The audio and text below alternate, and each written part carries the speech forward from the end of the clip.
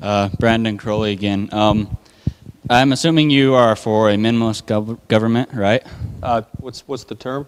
Minimalist government, like what our founding fathers created, where they have very limited powers. They're not interfering much in our day-to-day operations. Yeah. I've never used that term before, so thanks for clarifying that. I am for constitutionally limited government. If you want to call that limited, minimalist government, that's fine by me. I'm happy to call it that, as long as we understand that that's the same as following the limitations on Congress's power. Mm-hmm. I don't necessarily think, I don't usually use the word minimalist, in part because I don't want to suggest that Congress's power is weak in the areas where it is authorized. I don't want Congress, for example, to feel that it has to operate weakly when funding our national defense operations. General Stevens, when he served our country so well as a general in the U.S. Army,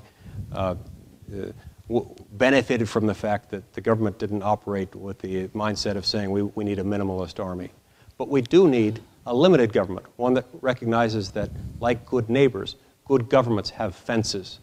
And good neighbors don't leave the confines of their own fences unless invited onto someone else's property. And if you had the ability, how would you kind of revert us back to that? Because it seems to me, I don't know, I'm not big into politics, but it seems to me that the government now is a lot more involved in our day-to-day lives than the Founding Fathers intended it. How would you kind of revert us back to how the Founding Fathers had us? Okay. There is no single magic bullet for doing that, but there is an approach. And the approach is to say, if most of the people in America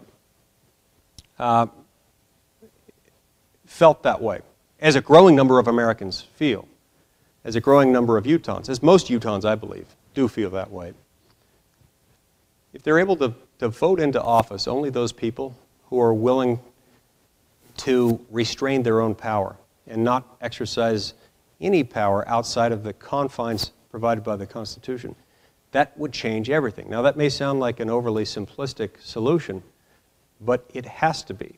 It has to be that kind of solution. It has to be a new approach, because you can't just elect people who say, I want good government. We've done that as Americans in the past, and how has that worked out for us? Not really that well. If you elect someone who says, I espouse good government, they're going to apply their own standard of good government. You need to ask them, what does that mean for you? How far should that power extend? What departments at the federal level, if any, would you eliminate, and why? What is it that the federal government's doing that it shouldn't be doing? Find out how they feel on those questions. You'll make the ultimate decision as to what you think the proper balance is of constitutionally limited government.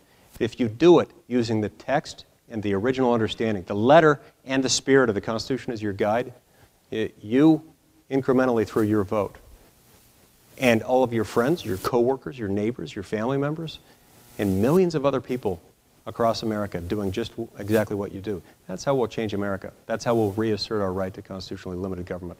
And we will get there.